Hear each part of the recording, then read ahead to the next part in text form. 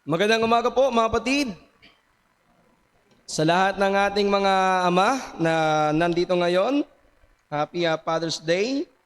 Mukhang tayo lang po ang nagdiriwang ng Father's Day sa araw na ito sapagkat ipinagdiwang na po ang Father's Day noong pang second Sunday of the month.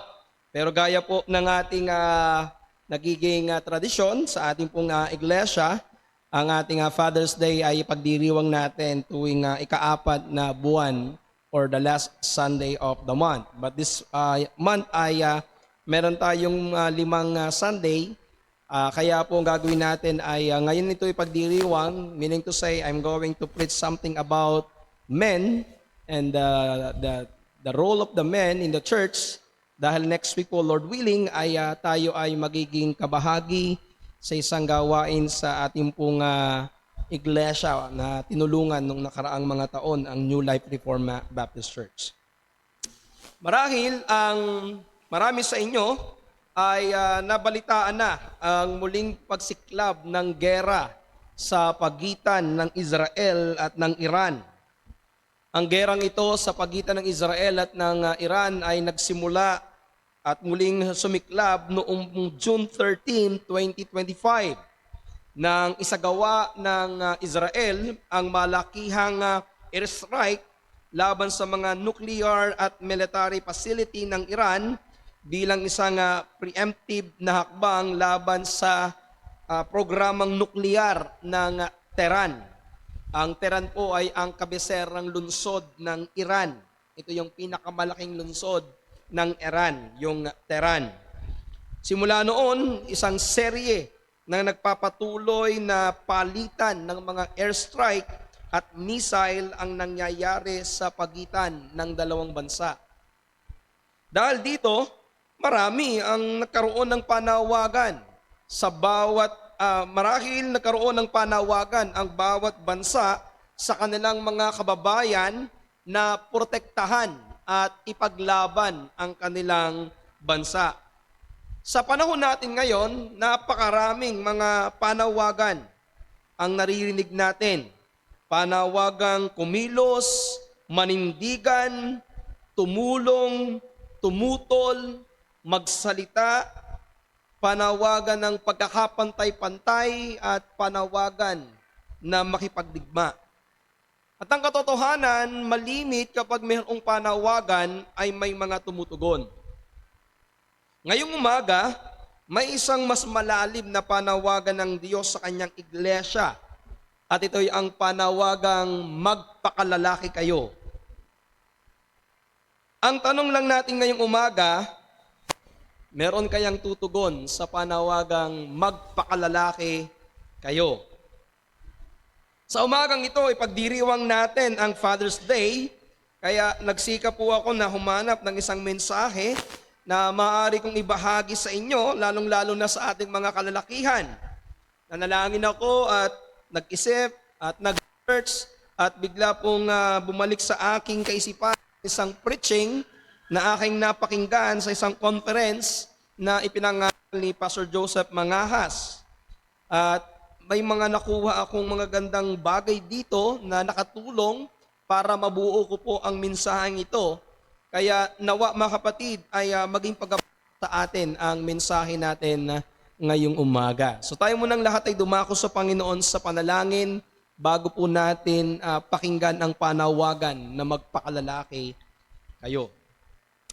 Manaming Diyos, sa araw na ito, ang iyo pong salita ay aming babasahin, pag-aaralan, pagubulay-bulayan. Kaya kami ay nananalangin, O Diyos, ng tulong na nagmumula sa inyo.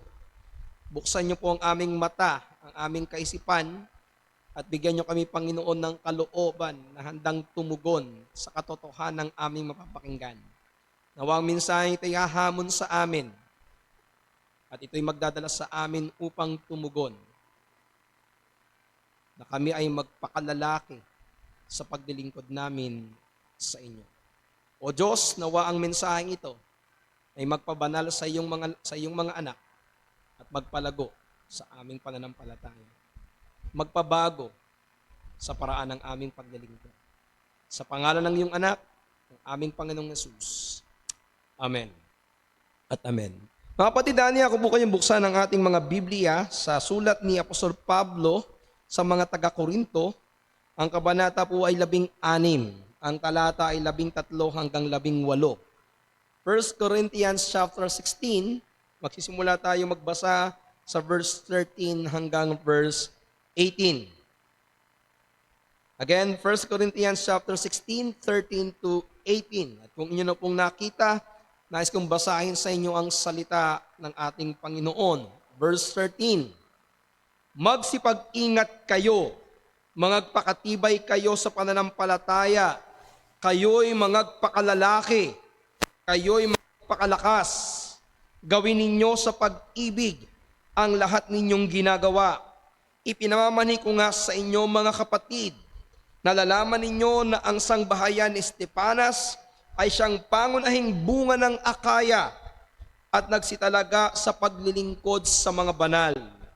Na kayo'y pasakop naman sa mga gayon at sa bawat tumutulong gaya ng pagpapagal at nagpapagal. At ikinagagala ko ang pagdating ni Stepanas at ni Fortunato at ni Achaiko sapagkat ang kakulungan ninyo ay pinunuan nila, sapagkat inaliw nila ang aking espiritu at ang inyo. Magsikilala nga kayo sa mga gayon.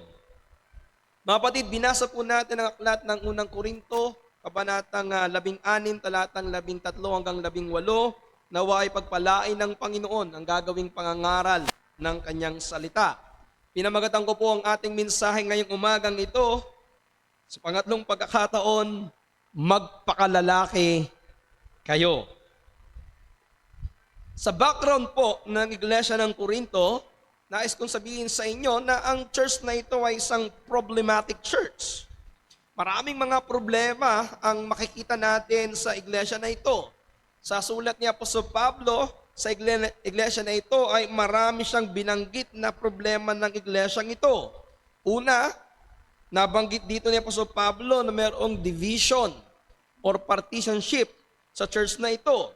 Ang ibig sabihin, may pagkakahati-hati sila, lalong-lalo na kung sino ang mga pinuno na kanilang susundin. Sinasabi nila, I am for Apollos, I am for Cephas, I am for Christ.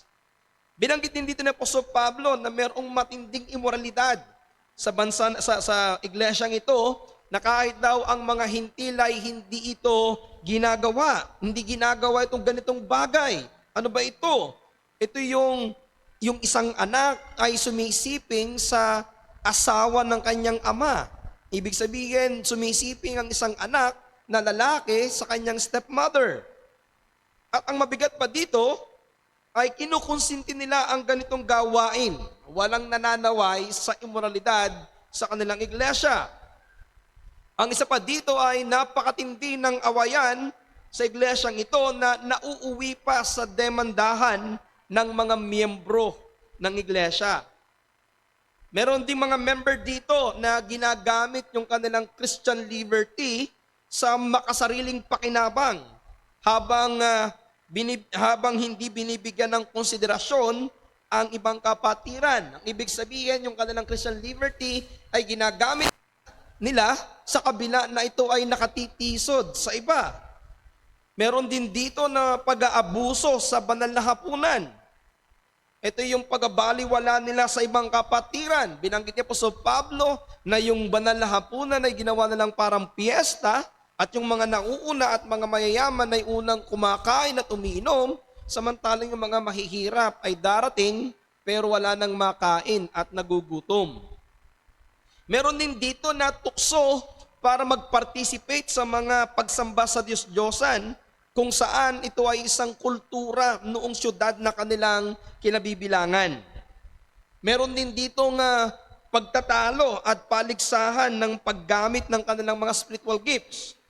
May ilang mga itinuturing na mas mataas, mas maganda, mas makapangyarihan ang kanilang kaloob kaysa kaloob ng iba.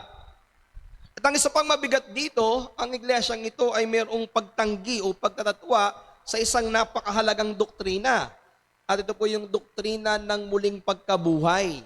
May ilan dito na hindi naniniwala na totoo na merong muling pagkabuhay, kaya tatanggihan din nila later on yung paniniwala patungkol sa muling pagkabuhay ng ating Panginoong Yesus. At hindi lang yan, may mga tao dito na lumalaban kay Apostol Pablo. Ibig sabihin, lumalaban sa otoridad ng iglesia, which is ang mga apostol. In short, overall, hindi ito isang ideal church. Hindi ito isang magandang pagpastoran. Kumbaga, kung sino man ang magpapastor dito, medyo mahirap. Now, walang datos sa Biblia kung sino talaga ang pastor sa iglesyang ito noong mga panahon na ito. Pero, kung meron pong mag-aalok na magpastor at ganito yung kalagayan ng church, baka hindi ito i-consider pastoran. At kung meron man na nagpapastor sa ganitong uri ng church, baka ang isa sa kanyang nasa isip ay mag-resign. O kaya naman, puti na ang buhok sa tindi ng stress at problema sa mga miyembro. Pero, hindi si Pablo. Hindi ganito ang naging kalooban ni Apostol Pablo sa iglesyang ito. Dahil sa kabila ng kaguluhan, kasalanan, sinulatan ni Apostol Pablo ang iglesyang ito.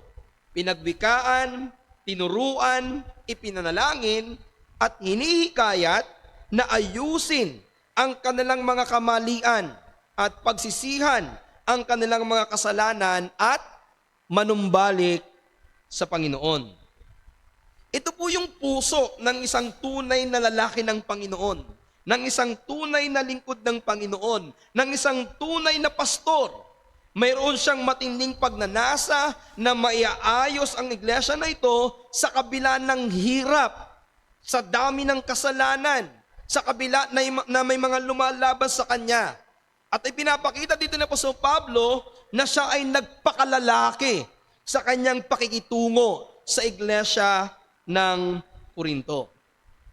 Mga kapatid, ang mga talatang ito na ating binasa, particular po mula sa verse 13 hanggang 18, ay ang mga huling utos, mga huling bilin, mga huling paalaala ni Apostol Pablo sa mga miyembro ng iglesia ng Korinto. Kaya kung ating mapapansin, ito ay medyo maikli lamang, diretsahan, walang masyadong pagkapaliwanag, subalit may malinaw na ipinaparating. Pansinin nyo rin din dito na sa huling tagubil ni Pablo, nagbilin siya ng 5 magkakasunod na panawagan. Ano po yun?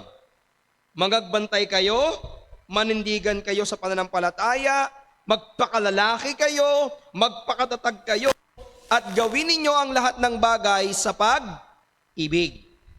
Sa umagang ito, ang gusto ko pong bigyan lamang ng pansin at suriin ay yung 3, yung panawagan ni Apostol Pablo na magpakalalaki kayo.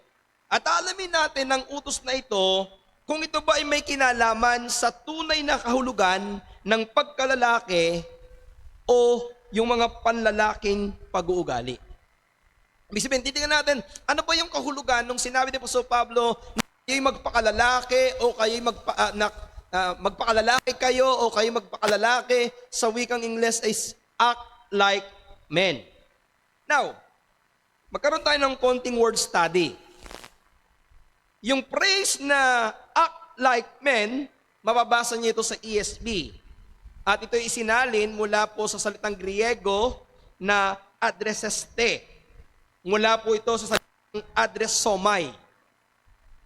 Now, sa maraming English translation, ang adresomai ay isinalin lamang o sinalin bilang being or be courageous. For example, sa Christian Standard Bible, New American Bible, New International Version, New Living Translation, at iba pang mga translation, ito po isinalin as be courageous.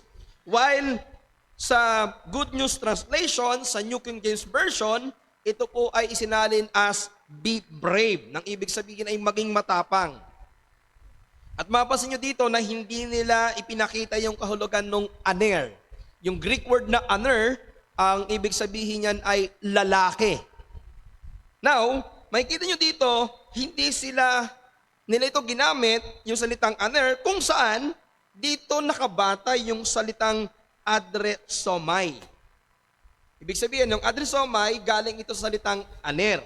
Sa kabilang banta, isinalin naman ng ESV o ng English Standard Version at New American Standard Version ang adresomai sa act like men. Sa Tagalog, magpakalalaki kayo.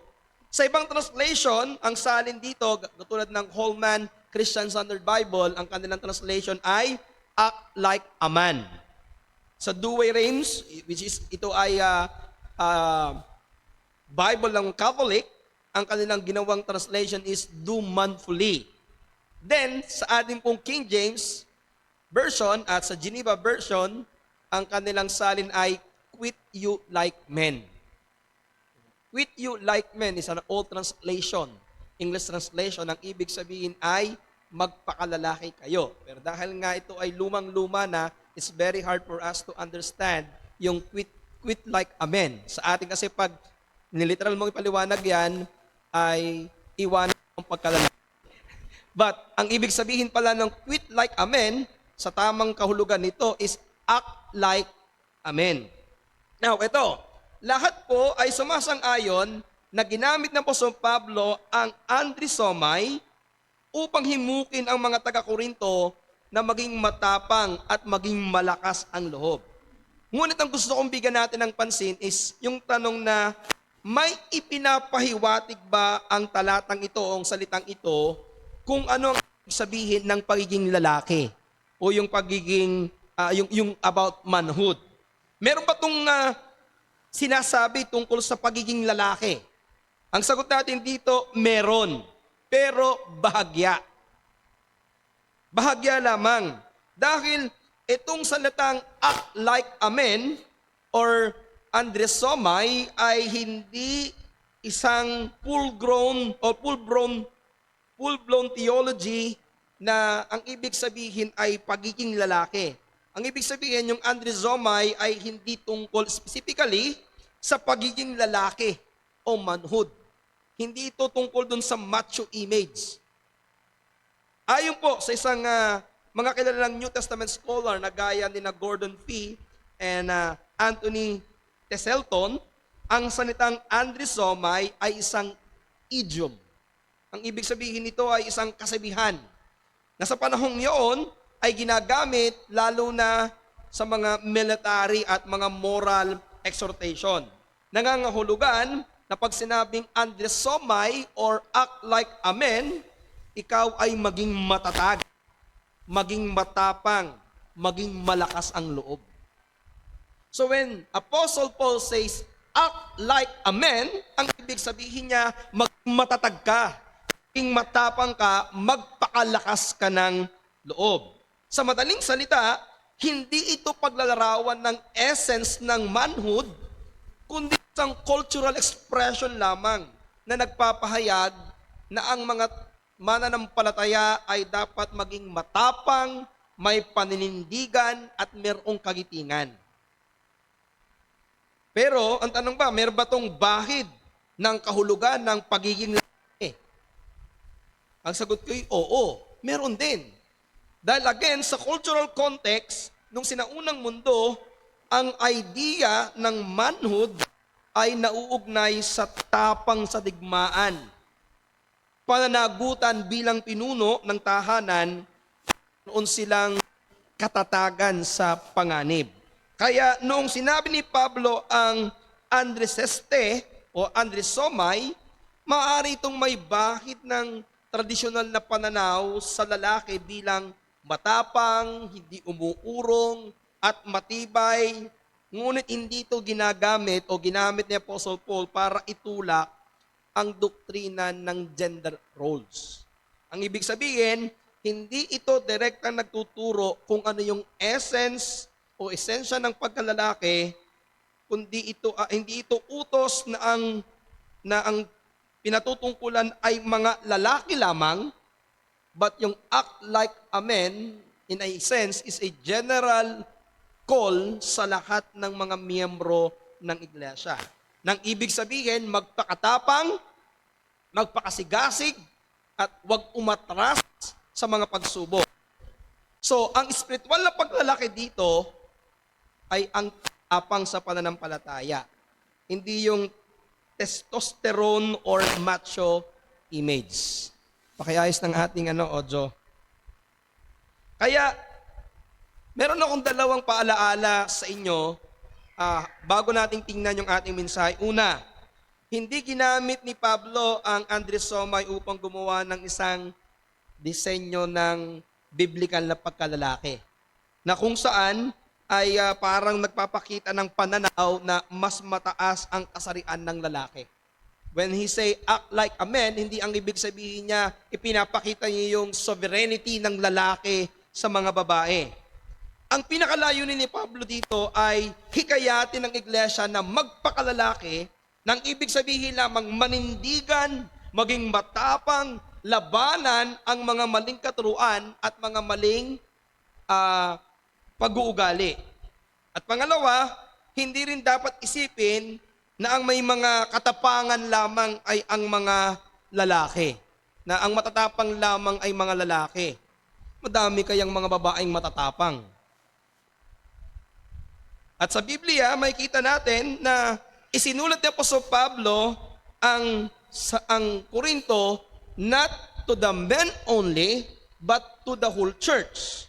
Therefore, ang kanyang pinapatungkulan dito ay hindi isang single group lang ng mga tao, which is the men, kundi ang kabuuan ng iglesia. So, ibig sabihin, kasama dito ang mga babae. At alam din po natin na biblically, makakakita tayo ng halimbawa ng mga matatapang na babae from the Old to the New Testament. Nandiyan si Deborah, si Jael, si Abigail, si Esther. Kaya, in general sense po, ang utos dito na magpakalalaki, ito ay para sa lahat ng mga miyembro. Pero, sa kabila ng paalalang ito, may mahalaga rin tayong matututunan tungkol sa pagkalalaki. Kaya,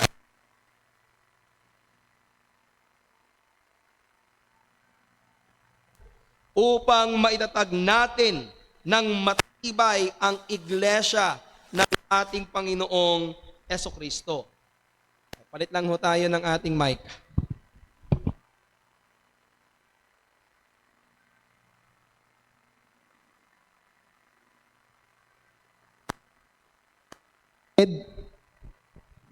Na si Pablo ay nagbigay o bumanggit ng mga pangalan ng lalaki na dapat nating tandaan. Meron siyang minention na 3 lalaki na dapat nating tandaan.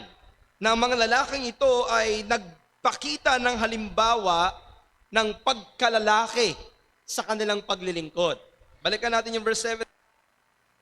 At ikinagagala ko ang pagdating ni Estepanas at ni Fortunato at ni Achaiko, sapagkat ang kakulangan ninyo ay pinunuan nila. Binanggit ni Pablo si Estepanas, Fortunato at Achaiko sapagkat sila yung mga lalaking nanindigan. Sila yung mga lalaking nagpakatatag, nagpakalakas at sumunod sa tagubilin ng Apostol Pablo sa mga bagay na dapat na hindi at dapat nilang gawin. Tapos pagdating po ng verse 18, ang sabi po doon, magsikilala nga kayo sa mga gayon. Nang ibig sabihin ito, ang gustong sabihin ni Apostol Pablo ay tularan natin sila. Yung recognize them is tularan natin, gayahin natin yung kanilang mga halimbawa. Na kung saan, sa kabila ng mga, makikita nyo dito, sa kabila ng maraming masasamang bagay, kasalanan, kaguluhan ng iglesia ng Korinto, tinapos ni Pablo ang kanyang unang sulat sa pagbibigay pa rin ng pagkilala sa mga matatapat, mga nagpakalalaking miyembro ng iglesia ng Korinto. This is my message para sa umagang ito. Ang kailangan ng iglesia ay mga miyembrong nagpakalalaki sa paglilingkod. Kung ayaw yata ng mic, na mapakinggan ng mga lalaki ang mensahe. Ayaw umayon. Ulitin ko po, ang ng iglesia ay mga miyembrong nagpapakalalaki sa paglilingkod. Ang tanong lang sa atin dito, may mga miyembro ba sa ating iglesia na matatapang, may paninindigan, at maaasahan sa isang responsableng pamumuno at paglilingkod na may katangian ng pagkalalaki? Meron ba tayo dito na mga nagpapakalalaki sa paglilingkod? Muli, hindi natin sinasabi na ang mga lalaki lamang ang pwedeng maglingkod sa Panginoon. Hindi natin sinasabi na mas mataas ang mga lalaki sa babae. Ulitin ko po, sa banal na kasulatan, makikita natin na pantay ang lalaki at babae sa pagiging tao. Pantay ang lalaki at babae sa kanyang kaligtasan, pantay ang lalaki at babae sa kanyang kakayanang makapaglingkod. Ibig sabihin, ang lalaki ay pwedeng maglingkod sa Panginoon at pwedeng gamitin at maging kagamit-gamit sa ministeryo ng Panginoon. Ibig sabihin, in terms of service, pwedeng maglingkod ang babae at ang lalaki. At biblically, from the Old Testament down to the New Testament, makikita natin yung combination, pagsasama, concurrence. Yung natutunan natin kahapon, yung sabay na paglilingkod na ginagawa ng mga lalaki at ng babae sa Panginoon. Subalit, nais kong ipaalala din sa inyo na bagamat pantay ang lalaki at babae sa kanilang kakayanang maglingkod, meron pong mga pagkakaiba na ibinigay ang Panginoon sa kanilang mga tungkulin. At yan ang gusto kong bigyan natin ng pansin. Kaya, sa mensahe ngayong ito, meron tayong direktang panawagan sa mga lalaki ng iglesia. Nang ibig sabihin, dapat tayong magpakalalaki sa iglesia. Dahil sa tungkuling ibinigay sa atin ng Panginoon na tayong mga lalaki ang dapat namumuno. The Lord gave us a leadership position sa loob ng iglesia at maging sa loob ng ating pamilya. Now, pansinin niyo po dito, binanggit po una yung pangalan ni Stefanas. Pero kasama dito yung kanyang sangbahayan. Sininggle out yung pangalan ni Stefanas at yung kanyang sambahayan. Nang ibig sabihin dito, nagpapakita ito na si Stefanas ang pinuno ng kanyang tahanan at pinamumunuan niya ang paglilingkod sa Panginoon. Ibinigay niya ang kanyang sarili sa paglilingkod at isinama niya ang kanyang pamilya sa paglilingkod. Ito yung gusto kong gawin ngayon. Ang tawagin ng pansin ang mga ama ng tahanan at ang magiging ama, yung mga gustong mag-asawa. Ito yung panawagan sa atin ngayon. Yung tungkulin na iyong pangunahan ang iyong pamilya sa paglilingkod sa Panginoon. Na iyong pangunahan ang iyong sangbahayan sa pagpapatatag at palakas na bubuo ng isang matibay na iglesia. I do believe, mga kapatid, na ang strong family will have a strong church. Kapag ang isang iglesia ay matibay na pinamumunuan, ang pamilya ay matibay na pinamumunuan ng mga lalaki, at ang mga lalaking ito ay pinamumunuan ng kanyang pamilya sa paglilingkod, mas magiging matibay ang iglesia. So, ang tanong natin dito, ano ang mga katangian ng mga lalaki na kailangan natin sa ating pamilya at sa ating iglesia? Ano yung katangian na kailangan natin para sa isang pamilya at sa iglesia ng Panginoon para ito ay tumayong at malakas? So ito, gusto kong sabihin ito una sa mga tatay na natin na nandito.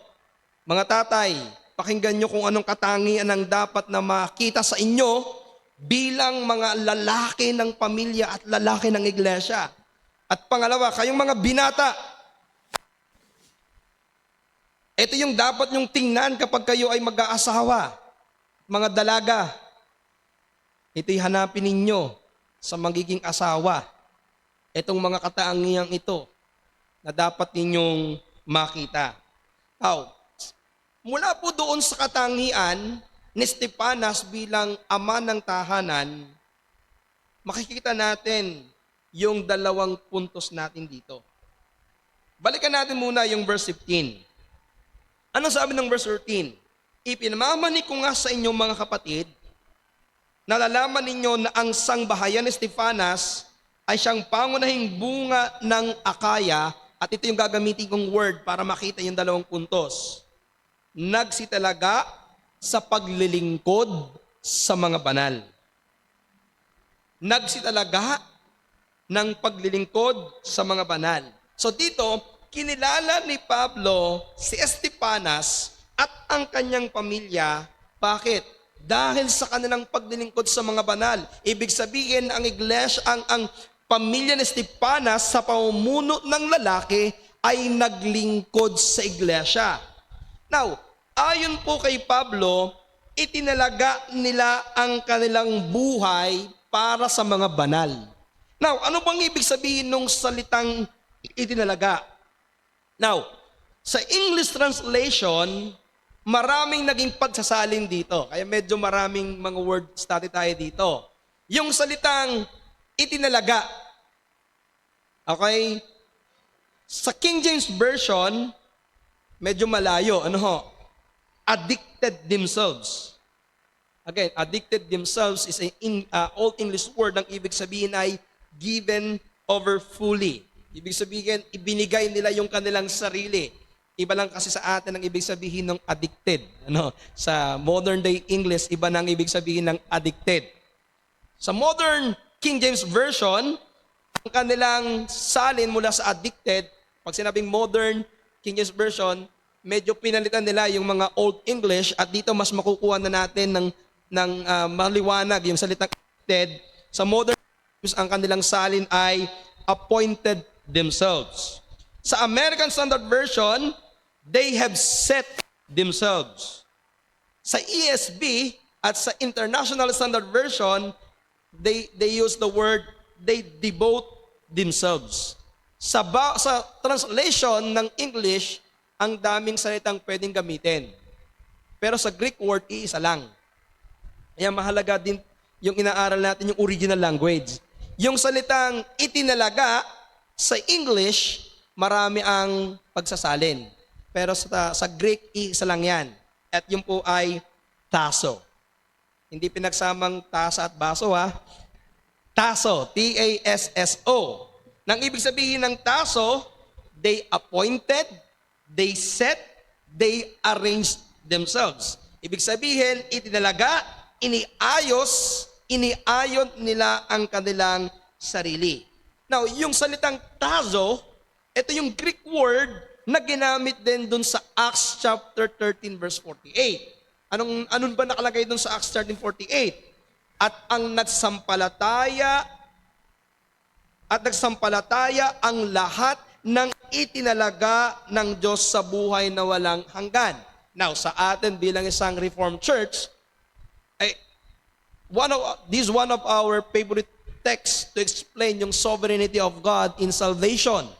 Na ang Diyos ang nagtatakda, ang Diyos ang nagtatalaga ng kaligtasan ng isang tao. Na yung itinalaga ng Diyos na magkaroon ng buhay ng walang hanggan dahil sila'y hinirang na ng Diyos para sa kaligtasan, ay sasampalataya sa Kanya. Dito sa Acts 13:48, ang nagtalaga, ang naglagay sa kaligtasan ay ang Diyos. So ibig sabihin, yung salitang itinalaga ay pwedeng magbigay ng dalawang kahulugan o iba pang mga kahulugan. But doon sa mga pwedeng ibigay na kahulugan ng salitang tazo, dalawang bagay ang gusto kong kuhanin. Ano yon? Una, voluntaryo, at pangalawa, nagpapatuloy. At yan ang bibigyan natin ng pansin na dalawang puntos sa ating mensahe ngayong umaga. Una, ang nagpapakalalaking paglilingkod ay voluntaryong paglilingkod. So yung act like a man na paglilingkod ay isang voluntaryong paglilingkod. Now, balikan natin yung praise na sinabi sa verse, sa talata natin na nagsitalaga sa paglilingkod sa mga banal. Pag sinabing nagsitalaga, ito ay nagpapakita ng voluntaryong paglilingkod sa mga banal. Nung sinabi ng Panginoon at nagsasampalataya ang mga itinalaga ng Diyos, alam natin na ito ay voluntarily act of God. It is God who predestined, ang Diyos ang nagtakda mula sa kanyang sarili, sa kanyang kalooban. Walang pumilit sa kanya na piliin ang kanyang mga ililigtas. Ito yung word na ginamit sa pamilya ni Estepanas.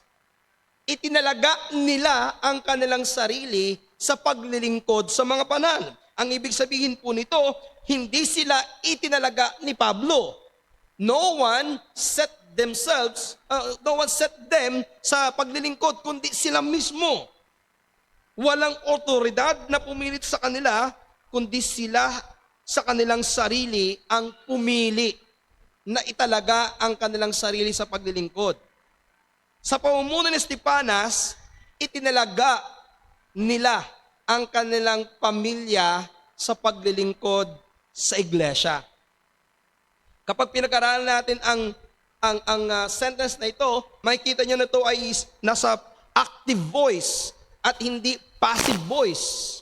Nang ibig sabihin nito, para hindi sila tinulak, kundi sila ay kusang naglingkod, kusa nila itong ginawa. Kaya si Estepanas, mga tatay, bilang isang ama, kasama ang kanyang pamilya, ay kusang loob na naglingkod. Siya at ang kanyang pamilya ang naglagay ng kanilang sarili sa posisyon ng paglilingkod. Napakinggan niyo ito, na isang pagpapakita ng spiritual maturity na piliin ang maglingkod kaysa paglingkuran. Ito yung makikita natin dito. Pwedeng gawin ni Estepanas na sila'y maging pinuno at paglingkuran, pero sa pamumuno ni Estepanas, mas pinili nila na maglingkod sa mga tao ng Diyos. So yung punto natin dito, ang kailangan ng iglesia ay mga voluntaryong ibinibigay ang kanilang sarili sa paglilingkod sa Panginoon sa pamamagitan ng iglesia. What we need in this church ay mga nagpapakalalaki sa paglilingkod. Nang ibig sabihin ay voluntaryo na gumagawa at naglilingkod sa Panginoon. Ang kailangan ng ating iglesia ay mga lalaki at mga babae na voluntaryong ibinibigay ang kanilang sarili sa paglilingkod sa Panginoon. Ang kailangan natin sa mga ama ay mga voluntaryong ibinibigay ang kanyang sarili sa Panginoon at inaakay, pinapangunahan ang kanyang pamilya sa paglilingkod sa Panginoon. Nagaya ng sabi ni Joshua sa Joshua 24 verse 15, "But for me and my house, we will serve the Lord." Sa ganang akin at sa aking sangbahayan, kami ay maglilingkod sa Panginoon. What a beautiful sight to see. The whole family serving God, led by the father in the family. Napakaganda ito. Na na makita sa loob ng iglesia na ang mga ama ay nangunguna sa paglilingkod at ang kanyang mga pamilya, ang kanyang asawa at mga anak ay sumusunod sa paglilingkod sa kanya. Paalala yan sa mga lalaki. Are you leading your family to serve God? Pinangungunahan mo ba sila sa paglilingkod sa Panginoon? Kaya kayong mga dalaga, kung pipili kayo ng mga pangasawa, one thing that you need to look to a man, yung kaya kang dalhin sa Panginoon. yung kaya kang dalhin sa paglilingkod. Wag lang yung pogi. Wag lang yung mayaman. Ang hanapin niyo yung lalaki na kaya kayong dalhin sa paglilingkod sa Panginoon. Dahil ito yung kailangan ng iglesia. Mga miyembro, mga lalaki who act like a man in their service, voluntarily giving themselves to the service of God. Kailangan natin ng ganitong mga ama. Kaya ang tanong ko sa inyo, meron bang mga ama dito na voluntaryo naglilingkod sa Panginoon at isinasama, pinangungunahan ng kanyang pamilya sa paglilingkod? Meron pa tayong mga ama dito na nagkukusa sa paglilingkod, na hindi mo na kailangang utusan, na hindi mo na kailangang pilitin pa, na hindi mo na kailangang sabihan pa, kundi kusang gumagawa, voluntaryong talagang ayaw, yan. Sinasabotahe yata tayo dito Meron ba ditong mga lalaki na ibinibigay mo ang iyong sarili at voluntaryo kang naglilingkod sa ikabubuti ng iglesia? Tandaan, ang paglilingkod ay isang tungkulin. Isang utos na dapat gawin at sa parehong paraan ay isang pribilehyo. Dahil hindi tayo karapat-dapat na maglingkod sa Diyos. Tatandaan niyo yan. Tungkulin mo ang maglingkod, but at the same time, it is a privilege. Hindi tayo karapat-dapat na maglingkod sa Panginoon dahil hindi tayo karapat-dapat sa Kanyang harapan. But the goodness of God, pinakita sa atin ang Kanyang biyaya. Iniligtas tayo, at hindi lamang iniligtas, tinawag tayo na maglingkod sa Kanya. So ang paglilingkod ay isang tanda ng pagiging lalaki sa iglesia. Sa Biblia, ang tunay na lalaki, lalo na sa pananampalataya, ay hindi nasusukat sa lakas ng katawan o tikas ng pangangatawan. Hindi yung mukhang macho lamang. Ang pagiging lalaki sa Biblia ay naglilingkod na tulad ng paglilingkod ni Kristo. Sa iglesia, ang pagiging lalaki ay hindi lang posisyon, kundi katapatan sa pagsunod at sa tungkulin. Ang paglilingkod ay nagpapakita ng isang spiritual maturity at commitment sa katawan ni Kristo. Kaya ang isang lalaking tinawag upang maglingkod sa iglesia, ay tinawag upang maglingkod sa iglesia, hindi upang umupo lamang, mag-obserba at mag-utos. Men, hindi tayo taga-utos. Tayo'y tagapaglingkod. Pero, kung gagawin lamang natin ang ating paglilingkod bilang tungkulin, sige, matatapos mo ang iyong gawain. Pero hindi ito magbubunga kung hindi mo ito ginagawa ng mayroong pagkukusa. Ibig sabihin, hindi dapat naglilingkod tayo ng napipilitan. Hindi ka naglilingkod na napupwersa lamang. Hindi ka naglilingkod dahil itinulak ka lamang maglingkod. Dapat naglilingkod ka ng kusa. Nasasanay tayo minsan na pag merong gawain, magaling kang magturo. Brad, gawin mo to. Ikaw ang gumawa niyan. Ikaw ganito. Naku! Ang kailangan natin dito, yung hindi ko ituturo. Yung hindi ka ituturo, kundi ikaw mismo ang voluntaryong gagawa. Now, paano natin mapanatili yung may kusang paglilingkod sa Panginoon? Ang sagot dyan, dapat palagi tayong tumingin sa dakilang biyaya ng Diyos ng pagliligtas. Bakit ba naglingkod ang sangbahayan ni Stefanas? Ang sagot, dahil sila iniligtas ng Diyos. Sabi ni Pablo, si Stefanas ay ang unang bunga ng Akaya. Ang ibig sabihin lang nito, si Stefanas at ang kanyang sangbahayan ay naligtas. Itinalaga nila ang kanilang sarili para sa kusang paglilingkod dahil sa kanilang pagkamalay sa biyaya ng kaligtasan na kanilang tinanggap sa Diyos. Bunga ito ng kanilang kaligtasan kay Kristo. Therefore, ang kusang paglilingkod ay tugon sa kaligtasan mula sa Diyos. Ito'y pagkapakita ng pagpapasalamat at pagsamba sa Diyos. Kaya ang inaasahan ng Panginoon na kusang magiging bunga ng pagliligtas ay ang kusang paglilingkod sa Diyos. My point is this, mga kapatid, ang mga taong may malalim na kaunawaan sa kanyang kaligtasan ay kusang naglilingkod sa Diyos. Kaya kung ikaw ay malalim sa pagkaunawa ng iyong kaligtasan, hindi ka na kailangang piliting maglingkod. Hindi na kailangang ipagdikdikan sa iyo ang paglilingkod. You will serve because you were saved to serve. Iniligtas ka ng Panginoon para ikaw ay maglingkod sa Kanya. Ang taong may malalim na kaunawaan sa kanyang kaligtasan, makikita niyo yung kusang loob na paglilingkod. Bigyan natin ng halimbawa yung paglilingkod ni Simon at ni Maria Magdalena.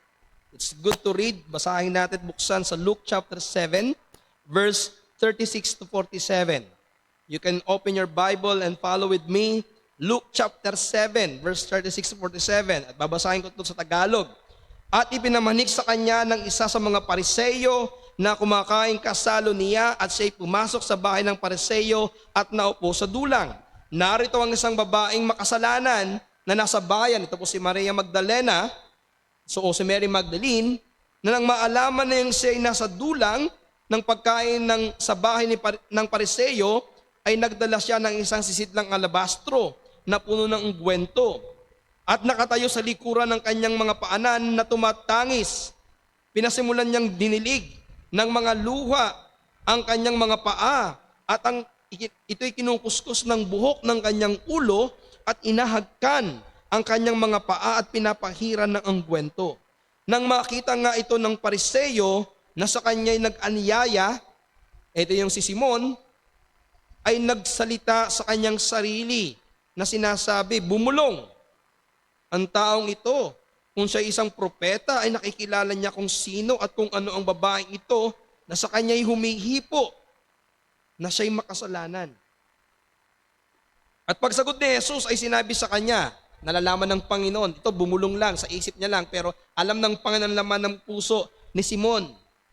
Sinabi niya kay Simon, ako'y may isang bagay na sasabihin sa iyo. At sinabi niya, Guro, sabihin mo. Isang may utang na may utang sa kanya, at ang isa'y may utang na 500 denaryo at ang isa'y 50. Nang sila'y walang maibayad ay kapwa pinatawad niya. Alin sa kanila ang lalong iibig sa kanya? Sumagot si Simon at sinabi, inaakala ko na yung pinatawad niya ng lalong malaki at sinabi niya sa kanya, matuwid ang pagkahatol mo. At paglingon sa babae ay sinabi niya kay Simon, nakikita mo baga ang babaeng ito? Pumasok ako sa iyong bahay, hindi mo ako binigyan ng tubig na ukol sa aking mga paa. Datapwat dinilig niya ang aking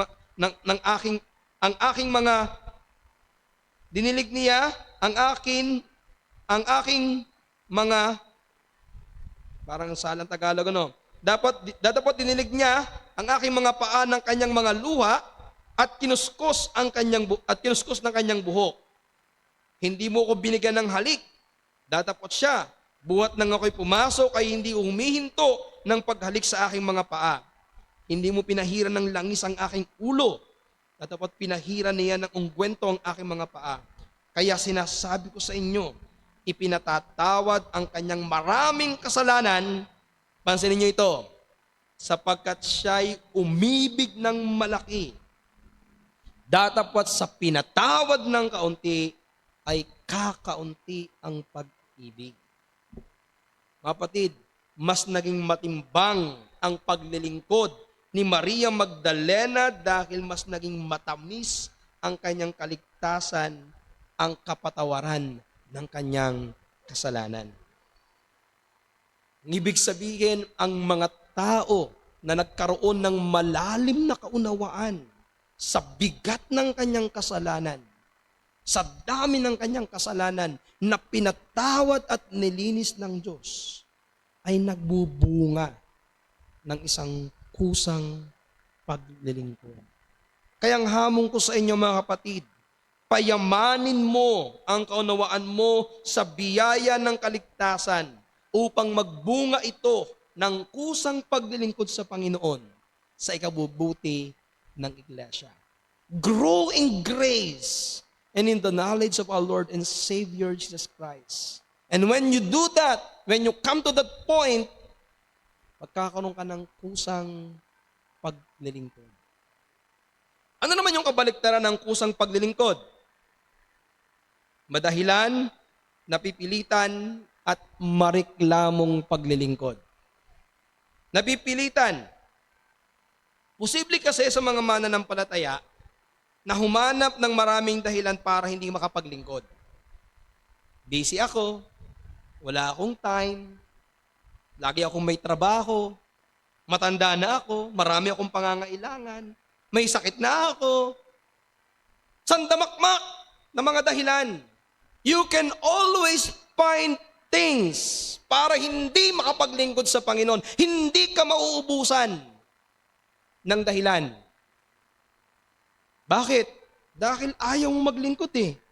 Kaya para hindi ka makapaglingkod, hahanap ka ng dahilan. Meron din naman ng mga naglilingkod pero napipilitan. Kaya kapag nautusan, sumasama ang loob. Daming-dami namang pinapagawa ng mga to. Di pa ako tapos, may utos na naman. Sounds familiar? Meron din naman na maging mapaghanap sa iba. Naglilingkod nga pero lagi naghahanap ng iba. Malimit sinasabi, bakit ako na lang lagi ang gumagawa nito? Nasaan na yung iba? Ako lang ba ang member? Ako lang ba yung nakakakita? Ako lang ba yung masipag? Bakit yung iba walang ginagawa? Paubo-ubo lamang. Kaganyan ka na. Ibig sabihin, naglilingkod ka nga, oo. Pero, mareklamo, mapaghanap sa iba. Kaya itong si Simon, nung makita niya na binubuhusan ni Maria yung Panginoon ng langis, sa puso niya sinabi niya, una, kung kilala ito ni Jesus, itong lalaking ito, makasalanan kasi sa panahon nila, ang mga propeta hindi umahawak ng una sa babae, lalong-lalo na sa isang babaeng patutot o sa isang babaeng makasalanan. Alam ng Panginoon, naglilingkod siya pero hindi tama ang kanyang puso sa paglilingkod. Kaya anong resulta? Kapag ikaw ay naglilingkod na mareklamo, napipilitan, ang resulta niya, naglilingkod ka pero hindi ka masaya sa ginagawa mo. Naglilingkod ka pero nakasimangot. Naglilingkod ka pero masama ang loob. Kaya ano nangyari dyan? Ang paglilingkod na hindi masaya ay paglilingkod na nauuwi sa pagrereklamo, sa paghihinaing. Nangyayari ba yan sa mga naglilingkod? Oo! Kaya nung sabi ni Pablo sa Philippians chapter 2 verse 14, gawin ninyo ang lahat ng bagay ng walang bulong-bulungan at walang pagtatalo. Gumawa kayo ng walang imik. Hindi yung susunod dami pang sasabihin. Dahil mga minsan, ganyan eh. Bago sumunod, ang dami pang paliwanag. Pag inutusan, gumawa na agad. At ang magandang mga anak, huwag na kayong mag-intay ng utos. Gumawa na ng kusa. Hindi lang yung mga anak, mga miyembro, ganun din. Huwag na kayong mag-intay ng utos sa gagawin sa church. Kusa kayong maglingkod. Dahil iniligtas ka ng Diyos. At niligtas tayo para maglingkod sa Kanya. Ang kamalayan natin sa ating kaligtasan ay dapat magdala ng kusang paglilingkod sa ating Panginoon. Now, again, another example ng paglilingkod. Do you remember Martha? Naglingkod si Martha sa Panginoon, which is a good thing. Pero, merong hinanakit sa kapatid na nauwi sa pagsusumbong at pagrereklamo sa Panginoon.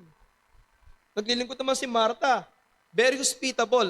There's nothing wrong for you to be hospitable na kapag may mga dumadating sa inyo na mga bisita, kayo maging punong abala, Pero sana, wag to the point na ikay naglilingkod pero ikay mareklamo. Anong ginawa ni Marta? Habang siya naliligalig sa maraming paglilingkod, sa Luke chapter 10 verse 40, ito nangyari. Ngunit si Marta ay naligalig sa maraming paglilingkod at siya'y lumapit sa kanya at sinabi, Panginoon, wala bang anuman sa iyo? Napabayaan ako ng aking kapatid na babae na maglingkod na mag-isa? Inutusan ng Panginoon. Iutos mo nga sa kanya na ako'y tulungan.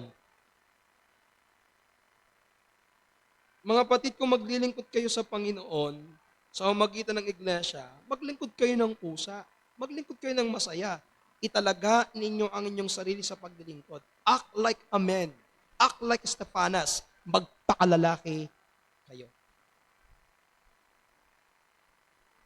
Mag-ingat din po tayo doon sa mga katuruan na maglingkod ka para pagpalain ka ng Panginoon. Huwag tayong maglingkod dahil gusto lamang nating makakuha ng pabor sa Diyos. Kusa tayong maglingkod dahil una na tayong pinaboran ng Diyos. Una na tayong iniligtas ng Diyos. Ang pagpapala sa paglilingkod ay consolation na lamang. Ibig sabihin, ito ay parang bonus na lamang. Hindi ito yung dapat na dahilan ng iyong paglilingkod. Marami kasi ang turo, maglingkod ka at pagpapalain ka. Hindi dapat ganyan. Si Estefanas at ang kanyang pamilya ay hindi naglingkod para pagpalain. Naglingkod sila dahil sila'y pinagpala na ng kaligtasan. Ibig sabihin, ang pagpapala sa kanila ay bonus na lamang. Ibig sabihin, ang return na naging pagpapala ay dahil sa iyong paglilingkod. So ito ho, huwag niyong hanapin ang pagpapala sa paglilingkod, bagkus maging pagpapala ka sa iyong paglilingkod. And I like that. Huwag mong hanapin na kapag ako'y naglingkod sa Panginoon, pagpapalain ako. Ang tingnan mo, kusa akong maglilingkod sa Panginoon para ako'y maging pagpapala sa iba. Pansinin niyo yung 17 at saka 18 ng ating talata. At ikinagalak ko ang pagdating ni Stephanas at ni Fortunato at ni Achaiko sapagkat ang kakulangan ninyo pinunuan nila, sapagkat inaliw nila ang aking espiritu at ang inyo. Sabi ni Pablo, ang kakulangan ninyo pinunuan nila. Sinong nila? Si Stephanas, si Achaiko at saka si Fortunato. Pinunuan nila sapagkat ang mga taong ito ay naglingkod sa Panginoon. Their service to God become blessings to Paul. Yung kanilang paglilingkod naging pagpapala sa iba. Sabi din ni Apostol Pablo dito, inaliw nila ang aking espiritu. Ang ibig sabihin po nito, napalakas nila ang loob ni Apostol Pablo. Kasi sila yung representative na ipinadala ng iglesia ng Corinto kay Apostle Paul para tulungan siya. Kaya yung ginawa nitong tatlo na ito at ng sangbahayan ni Stephanas ay nagbigay ng kagalakan kay Apostol Pablo. So mga kapatid, ito, let your service to God become a blessing to the church. Mukha niyo po? Hayaan mo na ang ginagawang paglilingkod sa Panginoon ay maging pagpapala sa iba. Kaya ang aplikasyon na ito mga kapatid, ang simpleng presensya at malasakit sa kapatid sa pananampalataya ay may malaking epekto. Baka ikaw ay maaaring maging isang Estefanas sa isang kapatid na pinanghihinaan ng loob, na ang iyong presensya ay magiging kalakasan nila. Kala nyo isang magandang bagay na planuhin ninyo ito na magbisitahan tayo sa isa't isa. Yung hindi lamang ikaw ang nag-iintay na bisitahin. Gulatin mo sila. Bumisita ka sa kanila. Alam nyo, hindi yung nakakagulat, binisita ako. Ang mas nakakagulat, ikaw yung bumisita sa mga kapatid mo sa iglesia at may dala kang pagpapala. Ito yung magandang makita. Sa kalipunan ng iglesia, malaking bagay na may kapatiran na kusang tumutulong at sumusuporta sa kapatiran nangangailangan, lalong-lalo na sa mga namumuno ng iglesia. Kapatid, kailangan marunong tayong makiramdam. Huwag kang manhid, huwag kang tuod. Dapat bukas palad tayo sa pangailangan at handang tumulong sa kapatiran. Act like a man. Magpakalalaki ka sa paglilingkod. Voluntaryo kang maglingkod. And secondly, ang nagpapakalalaking paglilingkod ay may pagpapatuloy sa paglilingkod. Kapag itinalaga mo ngayong sarili sa paglilingkod, hindi lamang ito nangangahulugang voluntaryo kang maglilingkod, kundi ito ay nagpapatuloy na paglilingkod. Merong continuity. Okay? Merong nagpapatuloy yung iyong ginagawa. Ang paglilingkod na may pagkalalaki ay firm, matatag, nagpapatuloy.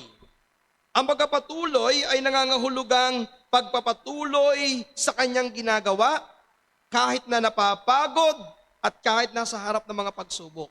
Hindi humihinto o umaatras kahit parang walang nakikitang bunga. Matiyagan na naghihintay na gaya ng isang magsasaka na kapag siya'y nagtanim, hindi kinabukasan ay may sibol at may bunga.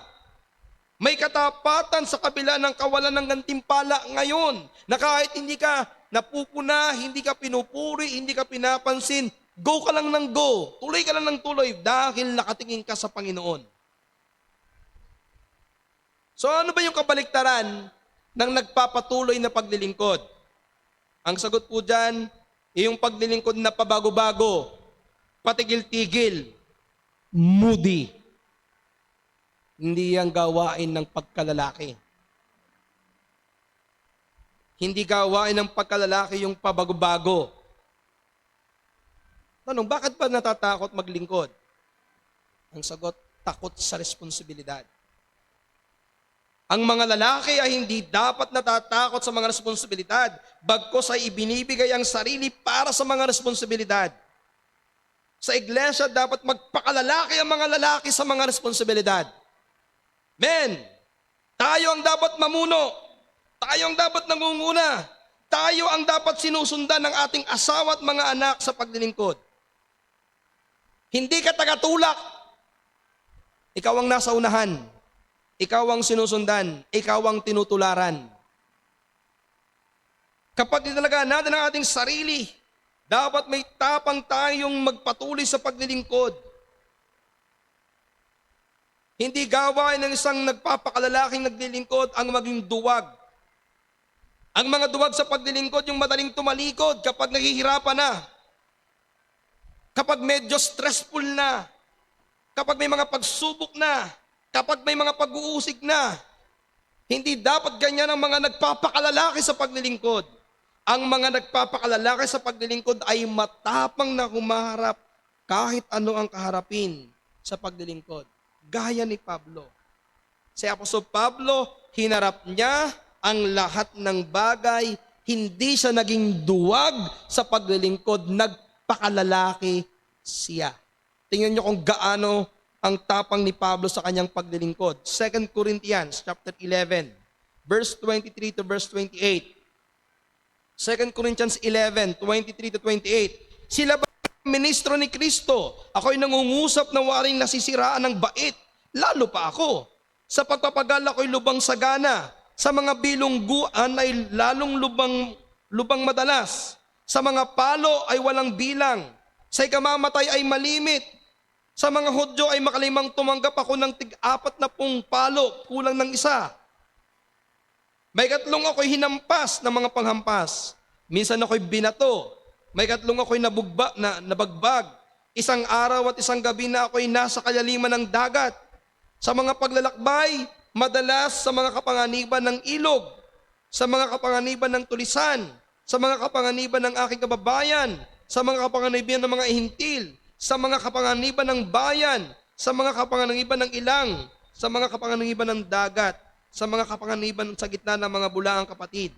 Sa pagpapagal at sa pagdaramdam, sa mga pagpupuyat ay madalas. Sa gutom at uhaw, sa mga pag-aayuno ay madalas. Sa ginaw at kahubaran. Grabe! Lahat na dinanas ni Pablo. You name it. Naranasan niya. Pero ano ginawa ni Pablo? Umayaw? Tumigil? Nagreklamo? Umatras? Naging duwag? Hindi. Ang ginawa ni Apostol Pablo, nagpakalalaki siya sa paglilingkod. Men, hinarap niya ang lahat ng pagsubok kasama ang Panginoon. Napagtagumpayan niya ang lahat ng pagsubok sa paglilingkod dahil nagpakalalaki siya. Hindi siya umayaw, hindi siya umatras, hindi siya pinanghinaan ng loob, hindi siya na-discourage dahil itinalaga niya ang buhay niya sa paglilingkod sa Panginoon. Kaya naman sa dulo, ito ang sinabi niya kay Timoteo, pinalalakas niya ang loob ng isang batang naglilingkod. 2 Timothy chapter 4 verse 6, sapagkat ako'y inialay na at ang panahon ng aking pagpanaw ay dumating na. Nakipagbaka akong mabuti sa pakikipagbaka. Natapos ko ang aking takbo. Iningatan ko ang aking pananampalataya. We need men like Paul who are willing to face everything in the service of God. Mga lalaking matapang, mga lalaking matigas, mga lalaking may pananindigan. Sabi nung awit natin, lakad-lakad, wag umurong. Si Kristo ang ating katulong. Kaya ang hamon ko mga kapatid, kailangan sa iglesyang ito ng mga nagpapakalalaki sa paglilingkod, yung mga determinadong magpapatuloy sa paglilingkod, kahit anong mangyari, kahit anong pagsubok, kahit anong pagdaanan. Maglilingkod ka sa Panginoon kahit malayo ka na. Kahit marami kang gagawin, hindi mo kakalimutan ng Panginoon mo. Kahit marami kang pangangailangan, hindi mo siya uunahin dahil uunahin mo ang Panginoon mo. Dahil isa kang ama, isa kang lalaki, tumitingin sa iyo ang iyong mga anak, tumitingin sa iyong asawa. Ikaw ang dapat manguna. Mga anak, simba kayo, dito muna ako sa bahay. Mali yun. Mahal, ikaw muna ang manguna sa mga anak. Mali yun. Men, you lead your family in the service of God.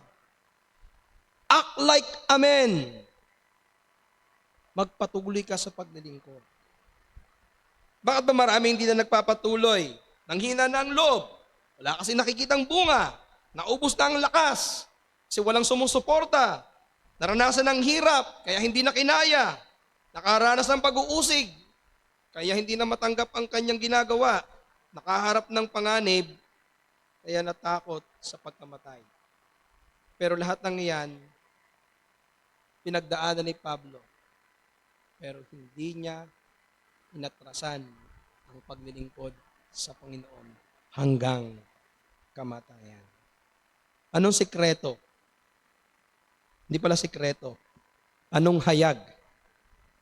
Anong hayag na kailangan mong gawin para makapagpatuloy? Una, dapat nakaugat ito sa relasyon mo sa Diyos. Hindi dahil sa posisyon mo bilang isang lalaki, kundi dahil sa iyong posisyon at relasyon kay Kristo. Alam ni Stefanas at ng kanyang sangbahayan, meron silang relasyon sa Diyos. Pangalawa, tumingin ka palagi sa Diyos. Hebrews 12 verse 2, namasdan natin si Jesus na gumagawa at sumasakdal ng ating pananampalataya, looking unto Jesus, the author and finisher of our faith. Kapag nangihina ka na, look unto Jesus. Kapag napapagod ka na, look unto Jesus. Kapag na-discourage ka, look unto Jesus. The only way for you to continue serving God is by looking unto Jesus. May mga tao na takot sa taas, yung tinatawag nating fear of heights. Ano po ang laging itinuturo sa mga tao na naglalakad sa mataas? Tumingin saan? Sa taas. Huwag sa baba. Kasi pag tingin mo yung baba, malulula ka. Kaya tumingin ka sa taas, tumingin ka sa akin. Dapat meron kang ibang tinitingnan para hindi mo makita ang iyong kababagsakan. sa paglilingkod mo. Kapag nangihina ka na, natatakot ka na, nakakaras ka ng hirap, pag-uusig, panganib, look unto Jesus. Tumingin tayo kay Jesus. Huwag tayong tumingin sa resulta, huwag tayong tumingin sa tao, huwag tayong tumingin sa mga panlabas. Ituon natin palagi ang ating isip sa Diyos. Ang pagpapatuloy sa paglilingkod ay hindi base sa lakas ng tao, kundi sa biyaya ng Diyos.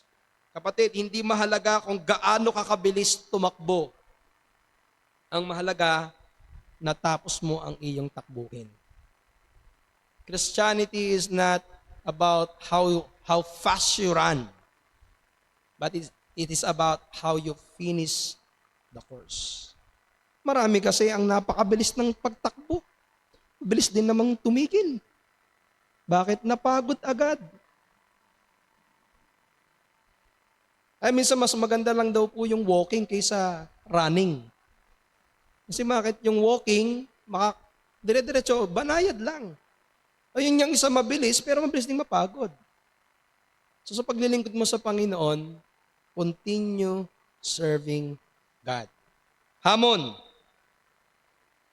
magpakalalaki ka. Voluntaryo kang maglingkod. Magpatuloy kayo sa paglilingkod. Kailangan natin magpakalalaki sa ating iglesia. Ang hamon sa atin, sinong tutugon sa hamon? Sino ang magpapakalalaki sa iglesyang ito? Nawawag kang maging gaya ni Moses na nung tinawag ng Panginoon para pangunahan ng Israelita na puno ng excuses. Hindi siya nagpakalalaki sa paglilingkod nung una. Huwag kang maging gaya ni Jonah na nung tinawag ng Panginoon na mangaral sa Ninive ay tumakas patungong Tarsus. Hindi siya nagpakalalaki sa paglilingkod. Huwag kayong maging gaya ni Eli na pinabayaan ang paglilingkod sa Panginoon at pinabayaan ang kanyang pamilya. Bilang isang ama, hindi siya nagpakalalaki sa kanyang paglilingkod. Bagkus maging gaya tayo ni Isaiah, na nung naghahanap ang Panginoon ng susuguin, ang sagot ni Isaiah, "Here am I, Lord, send me." Maging gaya tayo ni Samuel, na nung tinawag siya ng Diyos, ang sagot ni Samuel, "Speak, for thy servant hears." Maging gaya tayo ng mga apostol. Nung sinabi ng Panginoon, "Follow me and I will make you fishers of men." Iniwan na lang ang kanilang mga bangka, ang kanilang mga lambat, ang kanilang trabaho, maging ang kanilang pamilya at sumunod sa Panginoon. Maging gaya tayo ni Pablo, nung tinawag para maging apostol sa mga hintil, siya'y agad na sumunod. Church, meron kayang tutugon ngayon na isang lalaki, isang babae na magpapakalalaki sa kanyang paglilingkod. Meron kayang mga ama na tutugon sa mensahe na magpakalalaki ka sa paglilingkod.